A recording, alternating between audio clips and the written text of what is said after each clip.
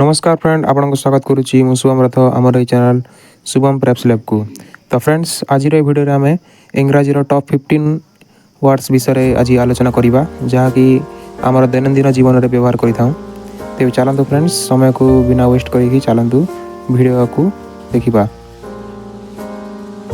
तो प्रथम शब्दटी है हेलो। हेलो शब्दर अर्थ होची नमस्कार। तार यूज आम कौ स्थान करवा हेलो एवरीवन समस्त को नमस्कार माने गोटे अभिवादन जनवाई आमको यही शब्दर व्यवहार करवा उचित। हेलो रो एक अन्य अर्थ रही। हेलो रो अन्य अर्थ होची शुण बा शुणा। ताको आमे कौन सी समय फोन रे किंबा टेलीफोन रे कथा समय हेलो शब्दर प्रयोग करिथां। तेबे चलंतु अन्य एक शब्द अर्थ विषय आमे आलोचना करिबा। द्वितीय शब्दटी होची हाय। यही शब्दर अर्थ होची नमस्कार।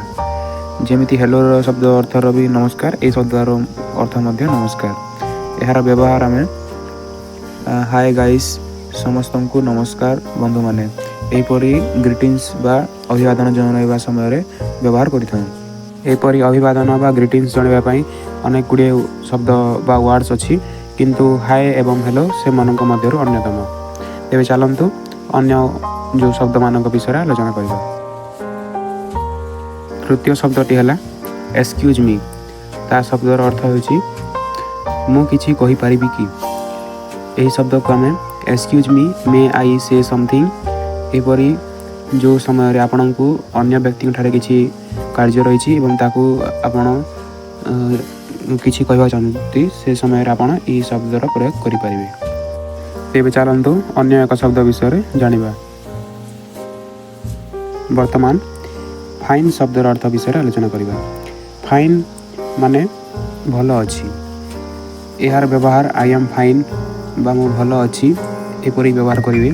जदि आपण को कहीं पचारुंट हाउ आर यू तुम्हें केमिति अछ ताहले आपण आई एम फाइन मु भल अच्छी एपरी आपण कहि परिबे।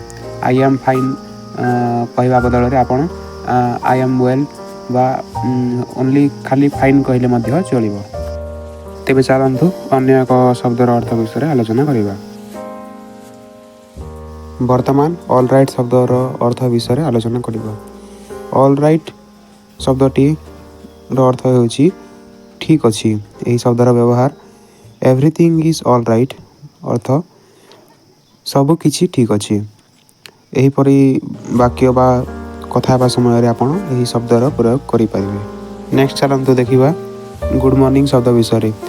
गुड मॉर्निंग शब्दर अर्थ होची शुभ सकाळ। यही शब्दर व्यवहार आमे कौनसी व्यक्ति को बा सांग मानक बा घरर मेंबर्स मानक जदि आमको जदि ग्रीटिंग्स जणाइबार अछि अभिवादन जणाइबार अछि सकाळ समय तेबे से समय आमे गुड मॉर्निंग बा शुभ सकाळ बोली कहिथां।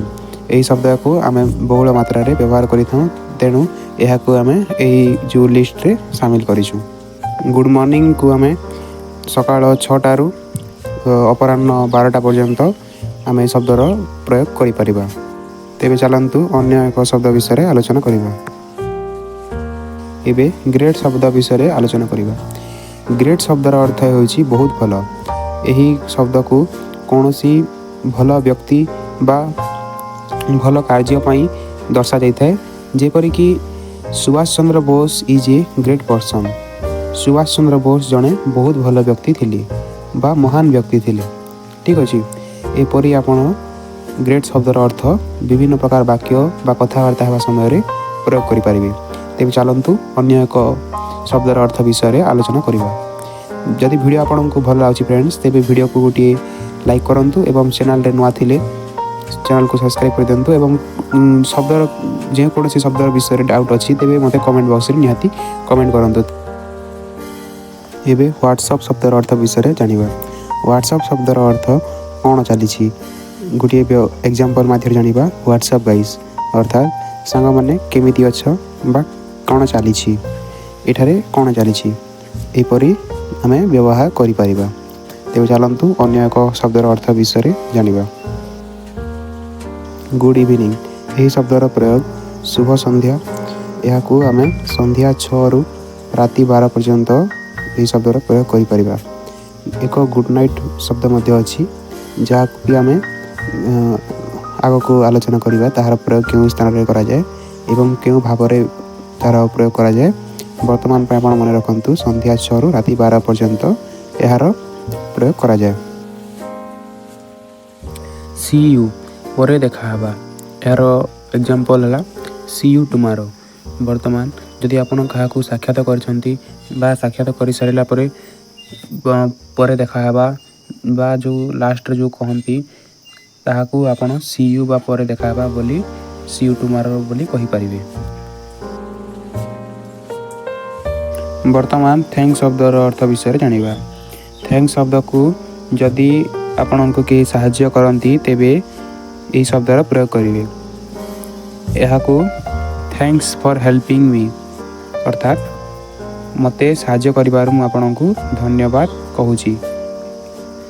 आपण एपरी थैंक्स रो व्यवहार करि परिबे।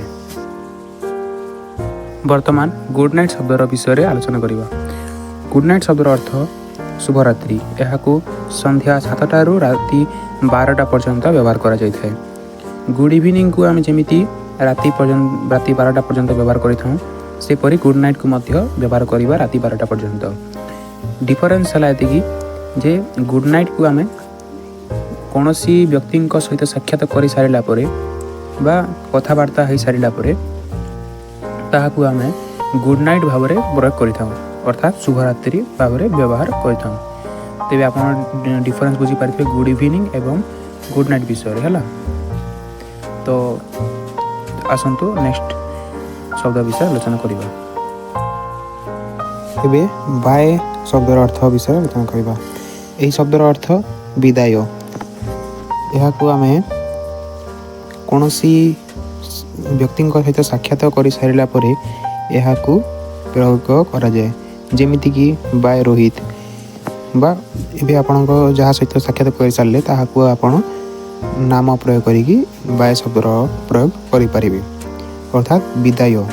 ठीक अच्छे तेबे आशा करुँच फ्रेंड आपण को ये वीडियोटा हेल्पफुल होइथिबो। जदि आपण को वीडियोटा भल लगी तो वीडियो को लाइक करंतु एवं चैनल रे नुआ थिले चैनल को सब्सक्राइब करंतु।